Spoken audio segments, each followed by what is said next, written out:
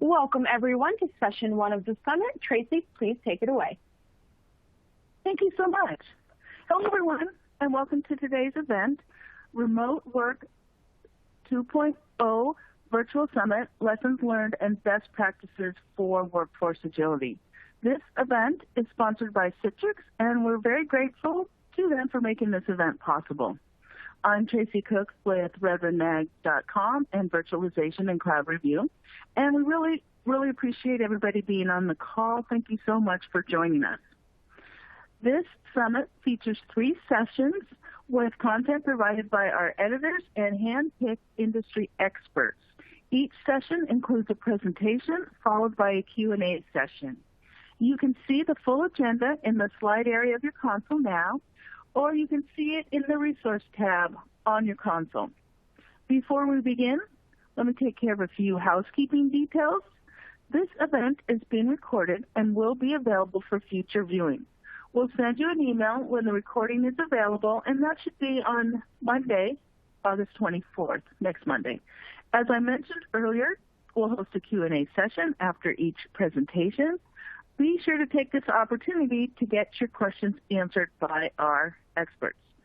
And a final important note, Citrix has provided a lot of resources for you, and they can be found in the resource section on your console. So please take a moment and check them out. And now I'd like to welcome Scott Becker, Editorial Director for Redmond Mag and Virtualization and Cloud Review. Scott's hosting the first session today, starting with the big migration problem solved by the fast forced march to remote work. It should be a really good presentation, and now I'd like to pass the event over to Scott. Scott, please take it away. Thank you, Tracy. I'm pleased to be here, and now I have the pleasure of introducing our first speaker. It's Howard M. Cohen. He's a senior resultant with the Tech Channel Partners Results Group, and he's a 35-plus year executive veteran of the information technology industry. And he writes for and about the IT channel and the IT industry in general. He's a frequent speaker at IT industry events that include Microsoft Inspire, Citrix Synergy/Summit, ConnectWise, IT Nation, and many others. And he also frequently hosts and presents webinars for many vendors and publications. What we always appreciate in our webcasts and summit sessions from Howard is the way he combines technology knowledge and business experience to create really useful insights. So welcome, Howard. Hello, Scott. How are you? I'm great. Thanks for joining us. It's my pleasure. Yeah, without further ado, why don't you take it away? And you guys, first of all, I just want to everybody, ask those questions in the console. We'll get to as many. Oh, absolutely. Yeah, please. We will be taking questions at the end, so enter them into the console so Scott and I can provide some answers for you. I first want to just comment about the title of today's session, the problems caused by the fast forced march to remote work. How many of you conjured up this really crazy image of millions of people in suits and dresses marching out of the city to their homes? Clearly it wasn't a march, it was a sprint. It was crazy, but we're going to explore that in this session. We're going to explore some of the things that happened as a result, and then talk about the things the problems and, what we need to pay attention to make sure we don't experience those again. First of all, Zoom. Okay, Zoom. Zoom obviously is one of the big winners as a result of this pandemic, if there is such a thing.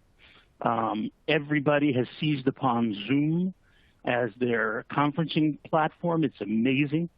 They were a small player previously, and now they're everywhere. As a matter of fact, Zoom has become the Kleenex or the Scotch tape of conferencing platforms. Very impressive company. It also describes really well what we all went through when the pandemic first hit, and it became clear that we all had to isolate at home. We Zoomed home. We didn't march. We got there as fast as we can, and we stayed there for a considerable period of time, some of us for months. obviously a lot of changes had to take place. As a matter of fact, in a recent article, I wrote, hey, I've got an idea. Let's move 40,000 people out of their offices and have them work from home starting tomorrow. Now think about how ridiculous that sounds. If somebody were to say that to you, you'd laugh. It would be a joke. And you're not going to send 40,000 people home all at one time. I didn't make that up. That's the funny part. This is from an interview that I did with a managed service provider, and he was talking about one of his clients who actually did send 40,000 people home in one day and said, go, work from home. And it's not that he planned well for it. He just hoped for the best, which is no way of handling this. As a matter of fact, it's kind of like we created our own sequel to the movie The Day the Earth Stood Still. This time it was The Day the Digital Disruption Went on Steroids, or The Day the Earth Went Home, or something like that. Clearly, this was the biggest digital disruption of all time. All of a sudden, everybody knew exactly what disruption meant.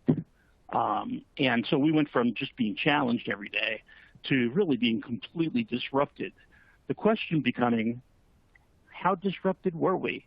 And that varies from company to company, person to person. Some people were tremendously disrupted, others not quite so much. One company that was pretty severely impacted was Twitter. All of a sudden, some very famous Twitter users were sending out crazy messages to people. And that was, of course, because somebody had spoofed all of their Twitter accounts and had hijacked them and was using them to embarrass very, very famous people. Embarrassing, certainly, potentially very damaging, but clearly a result of a lapse in security occasioned by the fact that everybody was distracted. Twitter in particular is an interesting study. Twitter has now announced that all Twitter employees work from home, not just during the pandemic, but forever. That's it. From now on, everybody works from home. You want an office to come into? We can provide an office. But otherwise, we expect you to work right from home. Now, given that they launched so poorly, they've got some cleaning up to do, but when don't they? Another company that was severely impacted was Princess Cruise Lines. You'd think they're out in the middle of the ocean. How can we possibly have a problem there? But the fact is that somebody accessed their email accounts and took the personal information of not only their employees and crew, but people, guests who were on the boat, and they did with them as they pleased. Another company that had a similar problem, and you would think that they wouldn't, Samsung. They refer to it as a technical error, and small number of users being able to access another user's details. Small number, just a few. They shut down the website. They made the website inaccessible until they solved the problem. I'm pretty sure it wasn't that small. But I guess the point here is that they were ready. They identified it quickly, they identified the root cause quickly, and they stopped it until they could fix it. And that's where you want to be. We mentioned Zoom before. We were talking about Zoom. Zoom is also a company that got struck. Just as soon as everybody started using the Zoom platform to talk to each other, there was announcements of a terrible security leak. And, oh, my God, it's terrible. Everybody is getting their identity stolen. It was true. Over 500,000 users, and information was indeed hijacked. However, Zoom responded very, very quickly.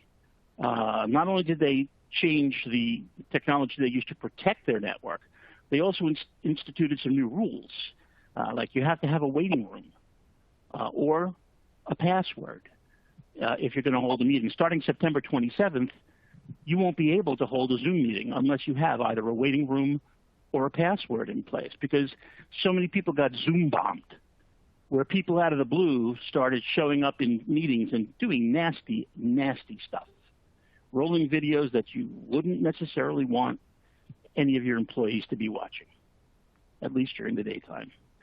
Okay, another one, The city of Knoxville, Tennessee. Not only the city, but several companies there were all hit with ransomware attacks. And they all chose not to pay the ransom, which is, it's the common way of approaching it. You don't want to negotiate with terrorists. But terrorists have recently reduced their demands. They're no longer asking for the exorbitant sums they used to ask for. They're asking for much smaller amounts because they realize they get them more often. Very clever on their part. Unfortunately, in this case, the cyber criminals just released the information onto the dark web. So the city of Knoxville has only begun to suffer from this gaffe. Many banks were also impacted. Their depositors starting to work from home, but realistically, many people were already banking online. Here, in this particular case, phishing emails came out using terms like COVID-19 that would be instantly recognizable. And the people who received them were fooled. They did not know it was a phishing email, or they didn't suspect. And so they clicked the link that was on that phishing email and opened the gates to hell. Unfortunately, again, these banks have just begun to suffer the results of that. CNBC basically said it best. Basically, the number of large-scale breaches has tripled since this time last year, actually this time being March, April. Tripled in 1 year. Mainly because everybody's online, they're doing banking, they're shopping and whatnot, but also they're all home. And it says businesses had to make an abrupt shift. Most of them couldn't. Most of them just sent people home without making any real security changes or management changes, and they hope to clean up afterward. Unfortunately, the bad actors took advantage of the opportunity in between everybody going home and those measures being taken to really, really do some damage. You'll find very few reports of this damage, by the way. These were hard to dig out. Most companies do not want to reveal that they were compromised.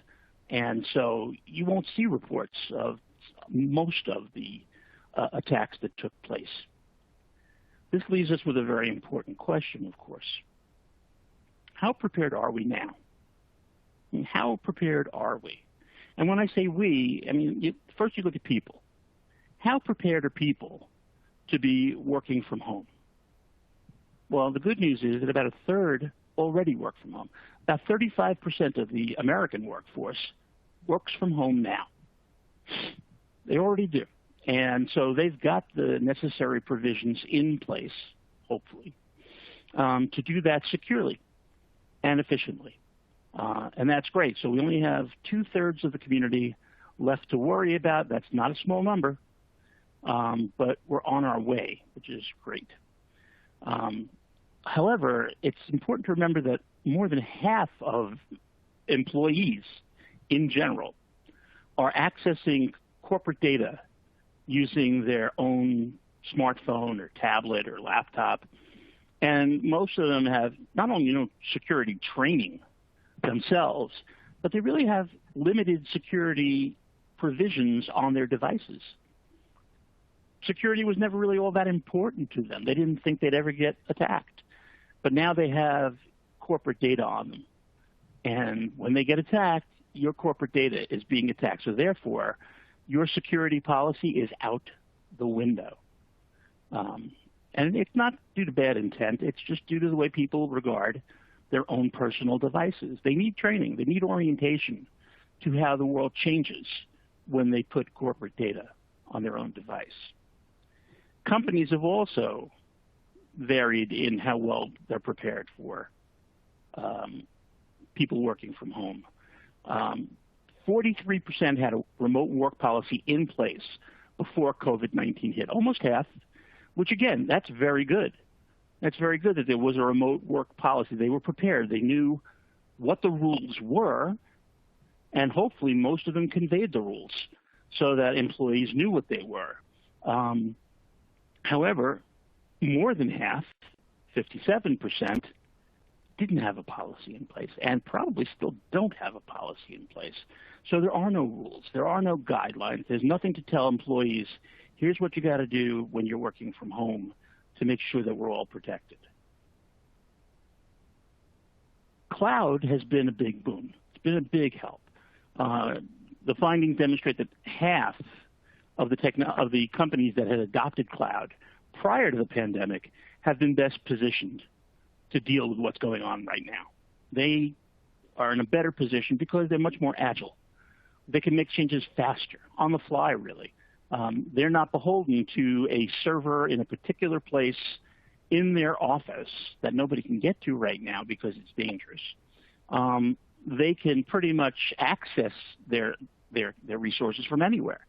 So cloud has been seen as a really good way to prepare yourself to when you need to be nimble, when you need to be able to dance quickly.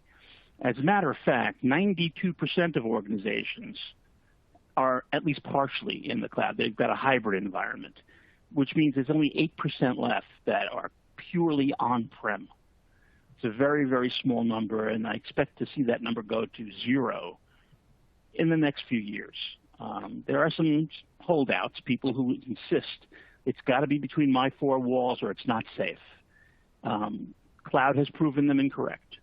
Cloud has proven to be far more secure and far more reliable, and certainly it reduces the management burden. But there are 8% still out there that are going to have to arrange for a fully on-prem life and how to protect themselves when their people aren't on-prem. What we've just gone through is a classic case of ready, fire, aim, right? Just pull out your gun, shoot, and hope for the best.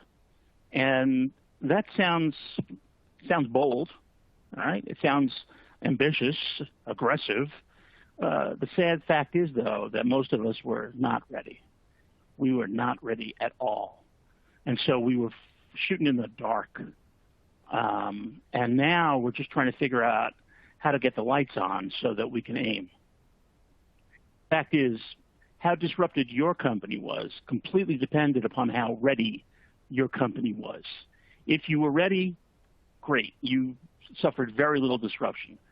The question is, how ready were you? And it's a question you really need to ask yourself, and you need to work at answering, because your first assumption may not be all that correct. There are many things waiting for you. So here we have somebody who is obviously ready, and he's going to get set, and then he's going to go. Well, while he's ready, let's take a look at all the things he's got to be ready for. Let's cover all the basics, starting with his infrastructure platform. All right, he may have cloud in his infrastructure, or he may have a hybrid of private and public cloud, and even on-premise. Many companies, 8%, are all on-premise, but many of the 92% are private, public, and on-prem hybrids, and they're going to remain that way for a long time. It's not a snap transition. Anybody who tried to do it that way failed miserably. It's a gradual transition, moving workload by workload until everything is finally moved to a cloud service. So you're probably in a hybrid of these three. You're probably running software as a service, web apps. You're probably running some of your own apps on cloud-based servers, so everybody can get to them. You may still be running apps that are local to your user's device and just draw data from the data center. And again, it may be a combination of the three. Those who are using cloud apps particularly, or those who are using local apps, may want to think about hyperconverged infrastructure. This is a great opportunity for you because hyperconvergence basically pre-designs a valid architecture designed for a specific workload. So you don't have to invest all the time that it takes to architect that yourself. It's ready. But even more important, hyperconverged infrastructure brings together all of the management into one platform. So you can manage your network, your storage, your servers, even your users, all the management in one platform rather than having to have multiple tools that you jump from to manage depending on what's wrong. Many people are also using VDI, Virtual Desktop Interface. It's one of the longest standing architectures in the industry. It goes back, Citrix really created it back 30 years ago. VDI doesn't transfer any data from the data center to anywhere. In fact, it runs every user session in the data center and just sends the screen appearance to the user. So the user sees it happening, but it's not happening on their device. No data goes to their device. It reads mouse clicks, it reads keystrokes, and sends them back and forth. It sends the screen appearance, but that's it. That's it. So your devices are insulated from ever receiving any data, which means that your data is not as vulnerable. It's not vulnerable at all when using VDI, which is what makes it so popular. We also have to cover the basics in our network and our data to make sure that they're secure.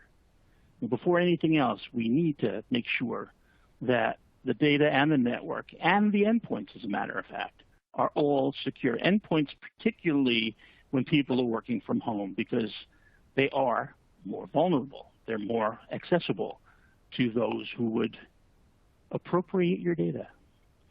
The reality is that moving everybody to home has suddenly created this enormous attack surface where it used to just be around your network and around your facility. Now, anywhere that you have a user living, the area approaching them, the network area approaching them, is a new attack surface. And hackers know it. So they are hunting all over the place looking for opportunity to make your life miserable. They also know that many companies just don't have a strong, enforceable security policy. And so they know the users don't really know what the rules are, and they're probably not observing them.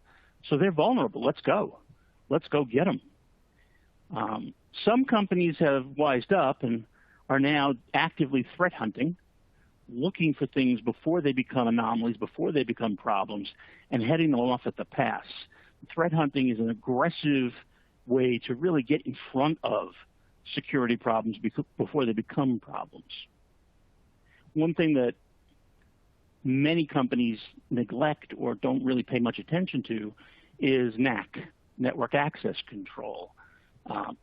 Here, in addition to authenticating the user using a password and all that technology, you also want to authenticate the network itself, the device looking to attach to the network.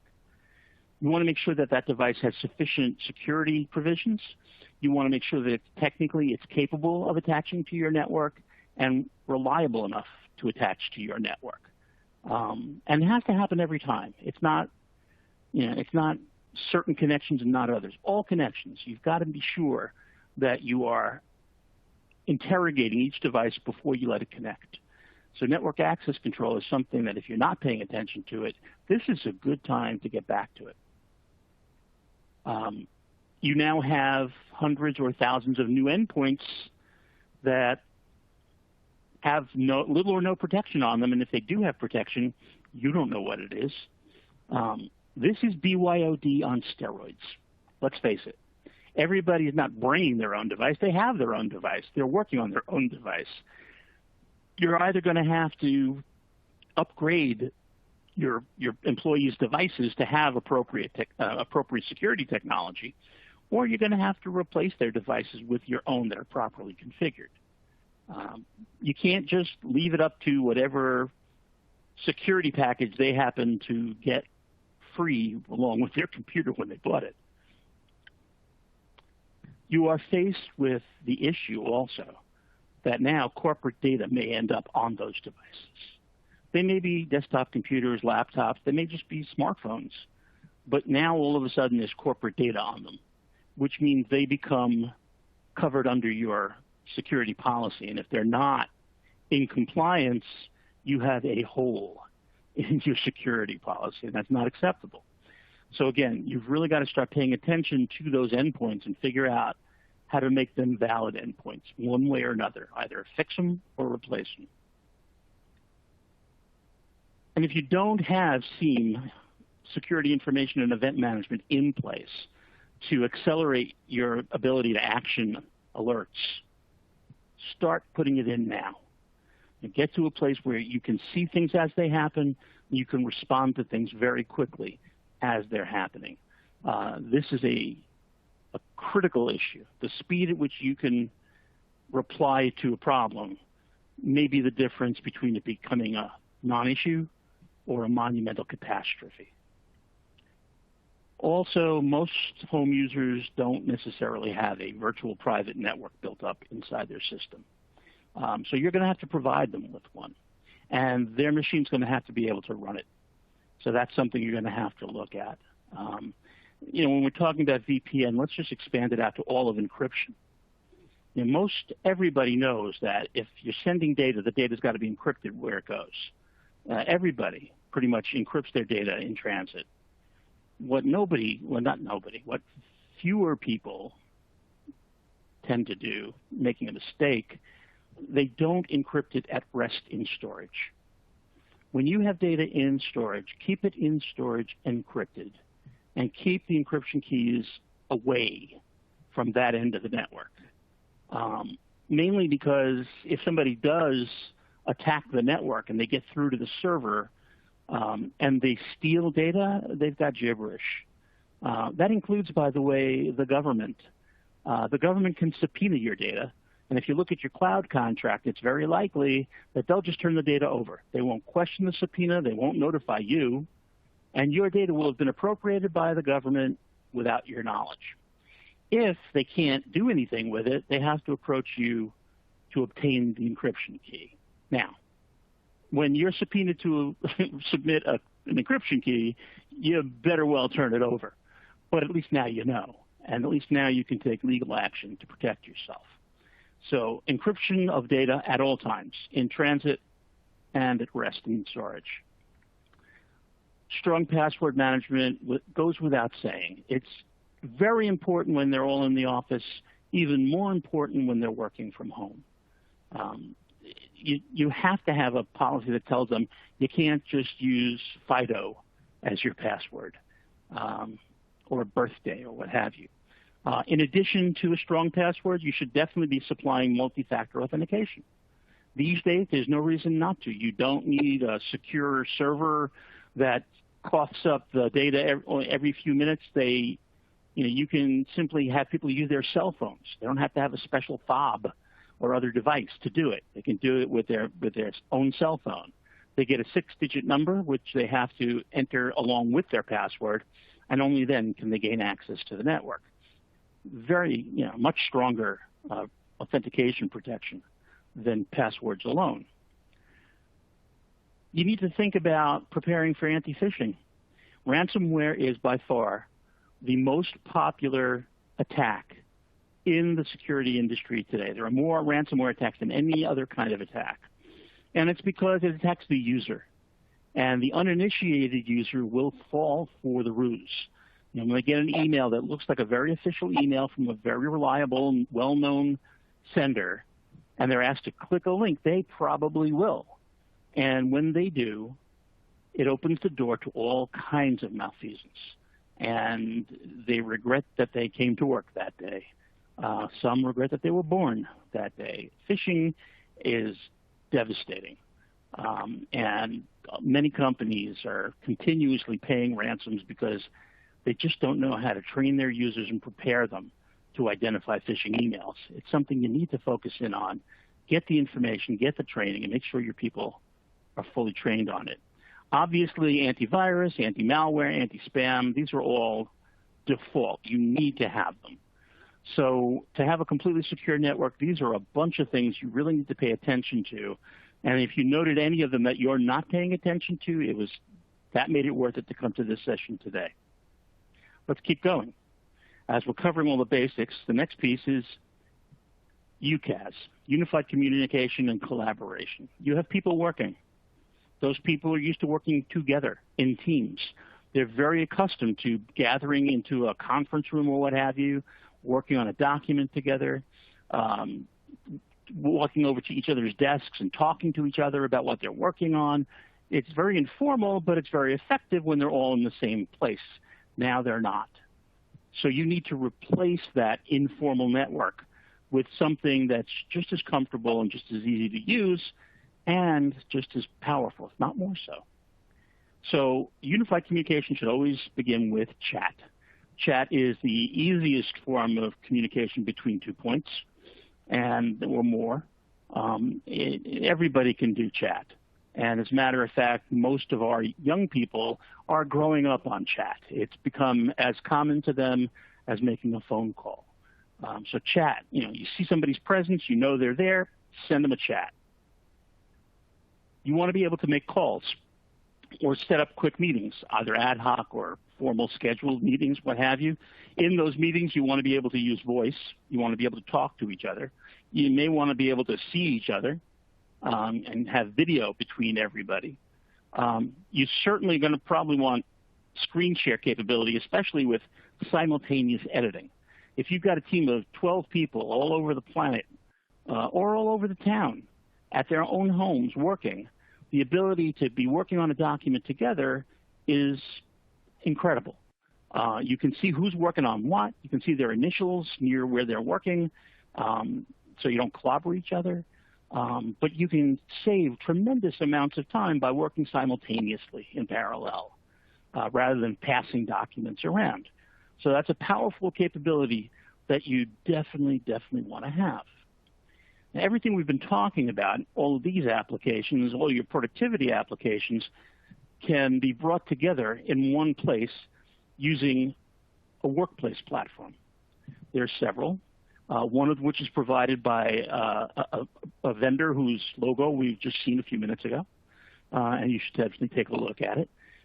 We can bring together all of the applications that they use, their productivity applications, communications applications, their ERP, their CRM, all the different things that they use in one portal where they're all conveniently available.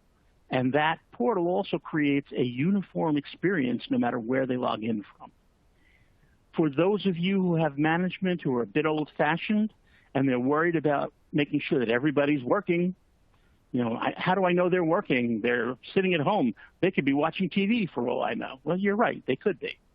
But if they accomplish the work and achieve the results and produce the output that you want, what do you care how long it takes or how much time it takes? You want to see the outcome. Results are what's most important. So you can track those. If you must track activity, use automated workflow. This way, all of your users can indicate when they start a process and when they finish that process, and you can clock their time to your heart's content. Here's the good news. You'll probably find that those employees you're suspicious of start working when they would ordinarily leave for their commute. So however long their commute is, you get that extra time. For them working. And they also stop working pretty much when they would ordinarily get home. So you get that extra time too. Once you start to see that, I think your attitude about worrying about an individual's time will start to fade. But study after study has proven that employees take the opportunity to work from home very seriously, and they're comfortable working more and being more productive when they work from home. The other issue is that it's got to be available from any device, especially in the early going of this this fast forced march home. It had to be possible for them to reach into their network and get at their resources with any device. And so that flexibility enables people to do what they need to do when they need to do it. And you need to make provisions for that. So a lot of planning involved, maybe a lot of re-architecting involved, but those are the lessons we're going to get to learn from this awful catastrophe. If there is any upside, that's it. Well, let's not leave this conversation without talking about the most difficult segment of the network to manage, which is that segment that occurs between the keyboard and the back of the chair, the end user. We want to make sure that we've made provisions for our end users as well as everything else in the network. So what does a properly equipped end user look like? First and foremost, they need to have reliable, secure internet access. That's a very powerful phrase. The typical residential ISP, maybe not so much. They may not be all that secure. And for many people living in outlying areas, they may not be reliable at all. There's ancient infrastructure out there that's crumbling around us. Carriers are not rushing to replace it or repair it. You don't know what your home user is going to encounter or is going to be accessing through from home. So you may have to make other provisions for them to have internet access you can rely upon when they're working from home. As silly as it may sound, it's very important for them to have power conditioning. The same thing that's true of their internet infrastructure is true of most towns' power infrastructure. Depending on what town you're in, they may be very fragile. They may have power outages frequently. They may have brownouts regularly. You don't know. And it's likely that your end user doesn't really even know. So you've got to prepare for that. And one good way to do that is to put in an uninterruptible power supply that clicks over very quickly with a fast clamping ratio to continue to provide power from a battery when the power coming from the wall goes away.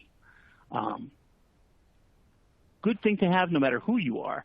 Even more important when you're doing official business on your computer in your home. So make sure that all of your users are conditioning their power and backing up their power with a reliable UPS. The computer they're using, we've gone back and forth about this in several of the things that we've talked about. If it's their computer, you may have to completely reconfigure it. You may have to provide it with security and all kinds of other functionality that it simply doesn't have because home users don't usually need it. If, on the other hand, it's your computer that they're taking home, you've got a lot more control over it. You just have to make sure that you keep an eye on it as an asset, and your asset management can track it wherever it happens to go. Software licensing also becomes an issue depending upon whether or not it's your computer or theirs. If it's your computer, you probably have license for all the software you've installed on it. And so they can take it wherever they want to take it. That software is licensed. If, on the other hand, they go home and they don't use the productivity suite that you use, they don't use the same communications that you use, they don't use they don't use an ERP at all at home. If you need licenses for all of that, then you need to make sure that you provided licenses to them that are loaded onto their machines properly. So software licensing becomes an issue, and you better bet that software publishers know that there's inadvertent piracy going on all over the place. And it's only a matter of time before they start to try to catch up on it. So get ahead of that curve and take a look at your licensing for all of your home users. We talked about UCaaS before, but I wanted to come back to your phone. There are some wonderful UCaaS systems today in which your employee's phone can take on the same extension as the phone they have on their desk in the office. So if somebody else in the company, wherever they may happen to be, wants to reach that person, they simply have to dial their extension. It's as if they were in the office. Very flexible, very convenient, makes it easier to put together ad hoc conference calls and whatnot. It makes voicemail easier to manage. A lot of great benefits, but start looking at your phone system. The phone system that made sense for your office may not be the best and most effective choice for a distributed workforce working from home. Start to look at the UCaaS offerings. Start to look at all the possibilities that are out there, because you can get much more functionality, much more power, and make people a lot more productive by moving to a new phone capability. And you can do so gradually, so worth taking a look at. The quintessential home device, the printer, a lot of people don't need one. A lot of people don't own one. Many people just don't print anymore. They're screen readers. They're comfortable reading on the screen. They don't need to print things. Does each user need a printer? If they need a printer, Should it have scanning capability and fax capability as well? Should it be an all-in-one? Good questions. And you need to ask them rather than just defaulting to sending everybody a printer. It's very easy to send everybody a printer, just checking box. It's lazy and it's foolish. It's one way that people can actually take data away from the network, even though it's in printed form. And you want to take away every way. You want to block their USB ports so they can't put thumb drives in. Well, you want to make sure they don't have a printer in that case. So make that decision actively. Of course, everything that they're using in the home may at some time or another fall into disrepair. So you want to make sure that you make provisions for hardware repair, especially if it's your product, if it's your device. I don't know about you, but I'm not really necessarily all that comfortable having my employee bring their computer to the Geek Squad to repair. I don't know their practices. They're not my provider. I want to use my provider. I want to have control over it, especially if it's my hardware. So you need to think about how you're going to do that. And along with that, of course, is the need for user support. You have the help desk serving you in your office. Those users still need support when they're at home. As a matter of fact, in the early going at least, they may need even more support than they did before. Okay, so we've talked about how to properly equip your users. How do you properly prepare your users? Because, make no mistake, for your very own sake, you need to make sure that they're prepared for working at home. Some people take to it very quickly and love it. Other people are uncomfortable with it. Other people are incapable of it. It really depends on the individual. When we've asked users what did they find to be the most important piece of equipment to have when they moved from home, many of them responded, a door. They needed to have a door. And what they meant was they needed to have an office, a space that was closed off with a door between them and everybody else in the house. They needed some privacy. They needed a dedicated workspace in which they could do their job every day. Help reduce the distractions, especially the inadvertent distractions, loud noises, and all kinds of crazy things going on, dogs barking, and other things. They need a dedicated workspace. They need to have some place where they can work. And that's not the kitchen table. And it's not the back patio. Also, when they're working in the office, you provide them with as comfortable a chair as you possibly can and a usable desk. You may want to do the same for them at home. They may have a very decorative desk, a very utilitarian chair. It really depends on the individual. But if they're going to be working at home for a protracted period of time, you may want to encourage them or fund them to purchase a more comfortable chair with some lumbar supports, an ergonomic design that won't be as stressful, and a desk with enough space for them to really get their job done. You want to create a comfortable working environment. And again, we're making the assumption that a lot of you are not going to bring your people back, at least not for the foreseeable future. A worthwhile investment in your people. Cultural preparation. The culture of a company obviously trickles down from the top. It can't be managed. It has to be encouraged. It has to be inculcated into the organization. And when people are all working in an office together, that's much easier. When people are all working from home and disconnected from each other, not so much. They may become lonely. They may become disenfranchised. Those of you who've put people on site may have experienced your people coming to think they work for your client, not for you anymore, because they're there all the time and they've become part of their culture.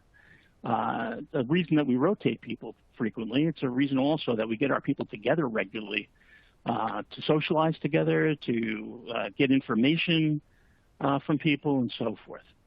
And so preparing them for what it's going to be like at working from home is a very important step. It's important training, important time to spend with your people. It's also good if you assure that your people are enthusiastic adopters. There's a famous statistic that 3/4 of initiatives, 3/4 of IT projects that fail because of the user's failure to adopt. They just didn't start using it. That's a big problem. And it's one you can head off at the pass by encouraging users to give feedback, informing users of what value is in it for them to use these systems, and so forth. So make sure your people are enthusiastic adopters. Also, provide plentiful opportunities for them to socialize online. Personally, I have now attended a bar mitzvah, a funeral, and a few other different kinds of events on Zoom. It's incredible. People have found ways to do everything on Zoom. Happy hour. Have a Zoom-based happy hour. Get everybody together. Get them talking. Make them feel like they're still part of the company. It's sometimes crucial that you provide that for them. And in the same vein, it's incredibly important that their leadership always be available to them. That if they're reaching out to a manager for guidance and help, that manager be readily available and not difficult to track down. So next time that we encounter a ready, fire, aim environment, if this ever happens again, let's be ready. And the way to be ready is before you're going to fire, let's take the time to aim. Scott, if you have any questions, I'd love to hear them. All right, great. That was really interesting. Good setup, Howard, of all the issues that this sprint, I think, as you called it, in addition to Fast Force March, and has raised. We've actually got a number of questions that have come in, first, I guess, just a comment. Matthew has, during your discussion of remote office equipment and specific to the printers, he says dual monitors help alleviate the need for a printer. And knowing what your setup is like, I would suspect that you would agree. Yeah, that's why I'm laughing. For the edification of everybody else on the call, I am sitting in front of 8 displays. Yeah, and I'm not ashamed to admit it. 8 displays. It's what can I tell you? I've taken the desktop metaphor very, very seriously. And yes, I have a messy desk.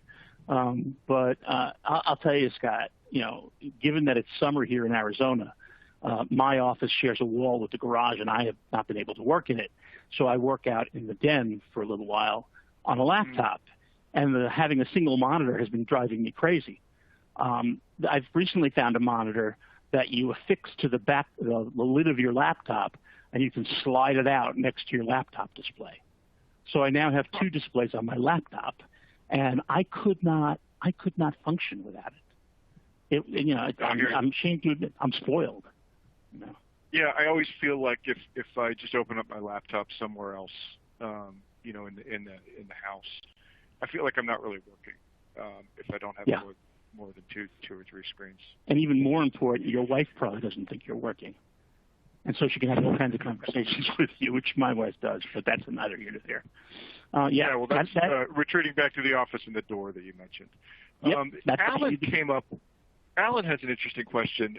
Love your take on this. He says, who should cover the costs? And I assume Alan is talking there about the things like the office chairs and the monitors and those types of investments that are going to make remote. Yeah, and the correct answer is yes.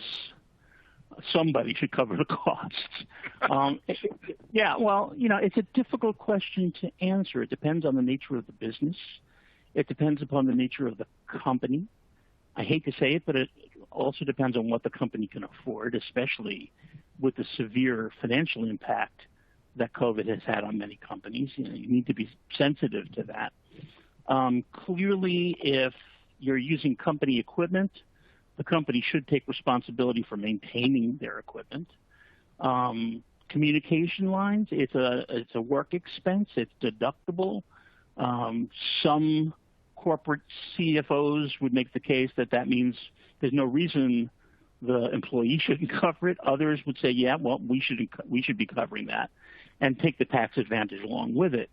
The answer is really so terribly variable that it's impossible to answer it any other way but yes. Somebody needs to cover them. That's a decision. By the way, we talked extensively about that during the BYOD revolution, when all of a sudden BYOD exploded everywhere. Bring your own device for those of you who are not familiar. Who's going to pay for what? And it's something that a company needs to incorporate into its policy so that at least going into it, everybody knows what to expect. And that's about the best answer I can provide. Right. Okay. I guess this idea of home equipment has sort of touched a nerve. One other question on that before we move on to something else, but is about UPS at home. Somebody mentions UPS at home is fine, but remember there's a limit to how long they last. Oh, that's true. Any comments on that? Yeah. Yeah. Well, see, here's the thing. And by the way, I am a veteran of giving UPS demonstrations that failed. So I'm standing in front of dozens of people and I'm showing them how if we pull out the plug, everything shuts off. And yeah, that's embarrassing as can be. It's a reality. And therefore you have to be constantly monitoring. It's like everything else. It backs up the data, but will it restore? Is a popular question. We don't find out that it doesn't restore until we try to restore it. Well, the answer to that is you have to test it from time to time. You have to be monitoring it like everything else. And so if you're going to have a UPS, you've got to be ready to periodically check that UPS, make sure that it's still functional, and change the battery when it's supposed to be changed periodically, because just about every manufacturer gives you a recommended schedule for changing out the battery. Again, nobody wants to take responsibility for maintaining anything. They want it all to just work and keep on working. That would be great. I would love that. But it's just not the reality of the situation. So keep an eye on your UPS, and it will serve you better for longer, and you won't get surprised. I mean, the worst thing in the world is a bad surprise. And you can prevent it by being in the know, by checking, testing, monitoring, and keeping on top of stuff. Perfect. Okay. We're running up on time, but let's do one more question. This is a really interesting one. It's a sort of a deep question from Michael, and this will probably be something. It'll be a good segue into our next session with Tom Fenton, where he's going to go into a lot more sort of architectural issues around remote work 2.0 and how to make your infrastructure more robust and flexible as far as moving people back and forth from the office and if circumstances warrant, and then back if necessary. But Michael asks, have we been lulled into believing that remote work approaches all require connecting users through the internet? Should we be implementing more secure internet architectures in our extended metropolitan areas? There's a lot of dark fiber that can allow us to network strategically located distributed work centers. We really have to get out of either work from home or work from on-location office. There's sort of a lot there, but any thoughts on that, Howard? All right, if I understand the question, Michael is suggesting that we rip and replace all of the internet connectivity that we work on a regular. If I got that right, that's what it sounds like. I think as like it's almost like we talked about hybrid cloud, kind of like a hybrid connectivity thing is my sense of what he's got there. We're at a moment. Not just go ahead. We're at a moment in time where we're about to embark on 5G. And depending on which carrier you listen to, 5G is going to be able to do everything. Slices, dices, chops, minces, performs minor surgery, and if you act right now, you get a Ginsu knife. there's a lot of promises out there. And clearly, if it is everything that they're saying it's going to be, it can be an answer to this question, that there's an infrastructure that we can all depend upon and that we can all utilize. However, I think underlying that question is a reality that we have to confront. And that is that right now, we are taking networking that was really designed for a building where everybody's working in that building or multiple buildings. We're connecting the buildings together, but essentially the users are all connected through a hub or a switch, and they're all connecting to their resources as they need to. That's the design. That's where everybody's going to be, and that's the architecture we came up with. And that architecture has been proven and refined and reproven over decades. Now we're talking about a completely distributed architecture where every user is in a different place. Now, yes, we can adapt what we have to enable what we need right now. But Michael is right. At some given point, we're going to have to face the fact that it makes more sense to have everybody working from their home and not have, I mean, I've been saying that the companies that are going to be most deeply impacted by this are going to be commercial real estate companies, because the buildings that they rent are going to empty out. People are not coming back. They're getting used to working from home. They're realizing that it is more productive. It is more effective. And so we're now going to have a completely distributed environment, which means that we should come up with a new architecture for a completely distributed environment. Sitting here, I'm not the IETF, and I'm not going to tell you what that is. I wish I could. I'd be incredibly wealthy. But the reality is that the IETF or some similar organization does need to sit down, bring together all the industry experts, and create a completely new set of protocols dedicated to remote work. And, you know, I think the name of this entire event, Remote Work 2.0, is very apropos of that. We need a completely different approach. And, you know, again, we have to see, you know, how many people stay home. But if as many stay home as I think, I agree with Michael, we need a completely new approach, a completely new architecture. And for me, you know, kind of wirehead I am, that's incredibly exciting. Well, I think that's a great place to leave it, Howard. So thanks for all the insights for this first hour, and thank you, Scott. We're looking forward to we're looking forward to the next couple of sessions. And with that, Tracy, I'll turn it over to you. Great. Thank you. Thank you so much to both of you. That was a great session and a great way to start off the day. So now we're going to go on a quick 5-minute break. So audience, please hold on. And remember, the event is being recorded, and the replay will be available on Monday.